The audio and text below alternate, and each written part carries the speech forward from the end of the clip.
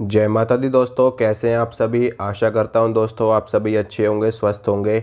आज हम बात करेंगे वैदिक मंत्र और बीज मंत्र। इन दोनों में से कौन से मंत्र ज़्यादा शक्तिशाली होते हैं और कौन से मंत्र का जाप करना ज़्यादा सही रहता है।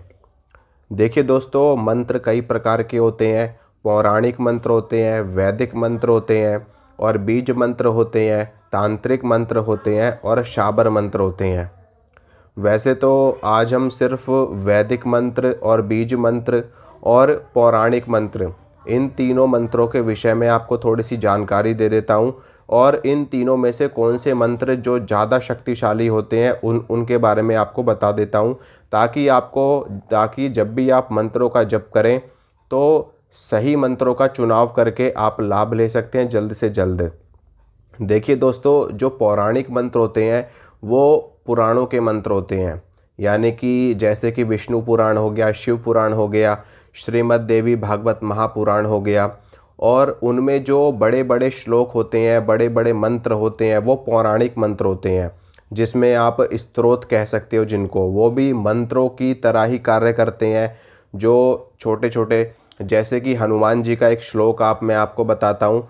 अतुलित बल धामम हेम शैलाभदेहम दनुजवन कृशानुम ज्ञानिनाम अग्रगण्यम सकल गुण निधानम वानराणाम धीशम रघुपति प्रिय भक्तम वात जातम नमामि। तो इसे आप पौराणिक मंत्र कह सकते हैं।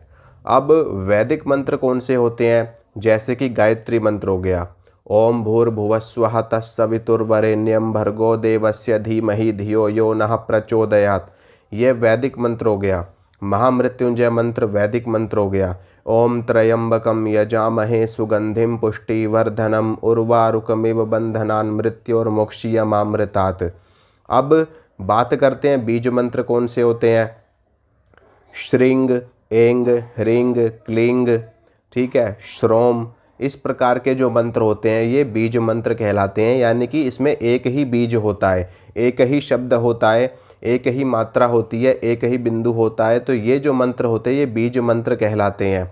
अब मैं आपको बताता हूँ कि सबसे शक्तिशाली इन तीनों में से कौन सा मंत्र होता है। देखिए, मंत्र तो सभी शक्तिशाली होते हैं, चाहे वो शाबर हों, पौराणिक हों, वैदिक हों, तांत्रिक हों, सभी मंत्र शक्तिशाली होते हैं। लेकिन फिर भी अगर इन तीनों में बात की जाए कौन सा मंत्र ज़्यादा शक्तिशाली है, तो मैं आपसे यही कहूँगा कि ज़्यादा शक्तिशाली बीज मंत्र होते हैं। क्योंकि जब आप ज़मीन में एक बीज बोते हो तो वो बीज वृक्ष का आकार ले लेता है। अगर आप उस बीज को सही से सींचते हो, सही से उसकी देखरेख करते हो, सही से उसको खाद पानी डालते हो, तो निश्चित रूप से वो एक विशालकाय वृक्ष का स्वरूप धारण कर लेता है। इसी प्रकार से बीज मंत्र, इन मंत्रों को बीज इसीलिए कहा जाता है क्योंकि ये बहुत ज़्यादा शक्तिशाली होते हैं और एक निश्चित संख्या में जप करने पर ये आपको इतना ज़्यादा लाभ दे सकते हैं कि जिसकी आप कल्पना भी नहीं कर सकते। इसीलिए कहा जाता है कि अगर आपको धन प्राप्त करना है, आपको माता लक्ष्मी की कृपा प्राप्त करनी है, तो आप श्रीम या फिर ह्रीम का जप करिए। दोनों ही बीज मंत्र माता महालक्ष्मी के हैं। श्रींग से माता महालक्ष्मी की उपासना होती है और ह्रींग से माता भुवनेश्वरी की उपासना होती है। वैसे दोनों ही एक ही स्वरूप हैं, ठीक है। इसी प्रकार से माता कमला की भी उपासना श्रृंग बीज मंत्र से होती है। अब इसी प्रकार से क्लिंग जो बीज मंत्र है वो भगवान श्री कृष्ण का है, माता महाकाली का बीज मंत्र है और कामनाओं की पूर्ति करने वाला बीज इसको माना जाता है। अब बीज मंत्रों को जप करने में ना तो आपको मंत्र को याद करने की आवश्यकता है कि मंत्र बहुत लंबा है, आपको याद करने में समस्या होगी, या फिर मंत्र बड़ा है तो उसके उच्चारण में आपको दिक्कत आएगी। इसके अलावा मंत्र छोटा सा होता है, एक बीज मंत्र होता है, तो इसको जप करके आप इससे से बड़ी सिद्धि भी प्राप्त कर सकते हो। बीज मंत्रों का जप अगर आप मानसिक रूप से करते हो और ध्यान में जा कर के जप करते हो तो इसका लाभ और भी कई गुना बढ़ जाता है। जैसे कि आप ध्यान की अवस्था में बैठ जाओ, आसन के ऊपर बैठ करके, और या तो ज्ञान मुद्रा लगा लो या फिर ध्यान मुद्रा लगा लो। लगाने के बाद में आप आंखें बंद करके और मन ही मन में अंदर ही अंदर अपनी सांसों में ही आपको बीज मंत्र का जप करना है।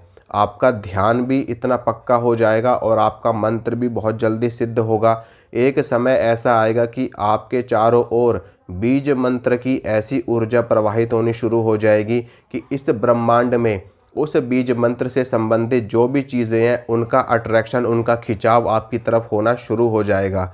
उदाहरण के तौर पे श्रृंग बीज मंत्र का जप अगर आप मानसिक रूप से ध्यान में बैठ करके करते हैं तो श्रृंग बीज मंत्र में जितना भी ब्रह्मांड समाया हुआ है, यानी कि जो भी चीज़ें इस संसार में इस मंत्र से संबंध रखती हैं, जैसे कि धन हो गया, यश हो गया, मान सम्मान हो गया, पद प्रतिष्ठा हो गया, ठीक है, और पूरा का पूरा मैनेजमेंट हो गया, और सोना चांदी, ऐश्वर्य, वैभव, ये सभी चीज़ें इस मंत्र से प्राप्त होती हैं। यानी कि ये सभी चीज़ें इस मंत्र से संबंध रखती हैं। तो इस मंत्र से जितनी जुड़ी हुई जितनी भी चीज़ें हैं वो सभी आपको प्राप्त होनी शुरू हो जाती हैं, क्योंकि आपने इस मंत्र को सिद्ध कर लिया, आपने इस मंत्र के ऊपर महारत हासिल कर ली, आपने सिद्धि प्राप्त कर ली। तो जब सिद्धि प्राप्त कर ली तो इस चीज़ से जुड़ी हुई जितनी भी चीज़ें इस ब्रह्मांड में उपलब्ध हैं वो सभी आपके पास स्वतः आनी शुरू हो जाएंगी, क्योंकि अपने आप में आप इस मंत्र के सिद्ध बन गए हो। ये मंत्र आपके अंदर पूर्णता को प्राप्त कर चुका है। तो हर वो चीज़ जो इस मंत्र से संबंध रखती है वो सभी चीज़ें आपको प्राप्त हो जाएंगी। हम ये भी कह सकते हैं कि आपको साक्षात माँ भगवती जगदम्बा माता महालक्ष्मी की सिद्धि प्राप्त हो गई, और माता महालक्ष्मी की सिद्धि प्राप्त हो गई तो समझ लीजिए कि वो जो इस ब्रह्मांड को प्रदान कर रही हैं वो सब आपको प्रदान करना, आपको माता रानी प्रदान करेंगी और आपको उस चीज़ की सिद्धि पूरी की पूरी मिल जाएगी। शक्ति प्राप्त करना चाहते हो तो माता काली के बीज मंत्र का जाप करो, क्रीम का जाप करो, क्रीम का जाप करो, क्लीम का जाप करो, या फिर माँ दुर्गा का जो बीज मंत्र है दुंग, इस मंत्र का जप करो। इस मंत्र को जप करने से माँ दुर्गा की जितनी भी शक्तियाँ इस ब्रह्मांड में विद्यमान है वो सभी शक्तियाँ आपके पास आने लगती हैं। आपका मंत्र जो है बीज मंत्र वो सिद्ध होने लगता है, और माता रानी की जो भी सहचरियाँ हैं, जो भी उनके साथ में यक्षिणी योगिनियाँ उनकी सेवा में रहती हैं वो सभी आपको सिद्ध होना शुरू हो जाती हैं।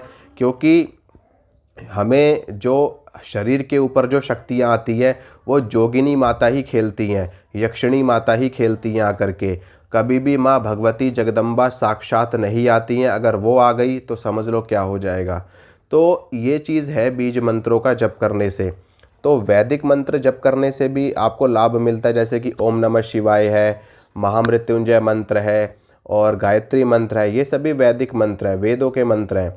तो इनसे क्या होता है कि इनका जप करने से भी आपको बहुत बड़ा लाभ मिलता है। लेकिन तीनों की बात करें तो बीज मंत्र सबसे ज़्यादा पावरफुल, सबसे ज़्यादा शक्तिशाली मंत्र होते हैं।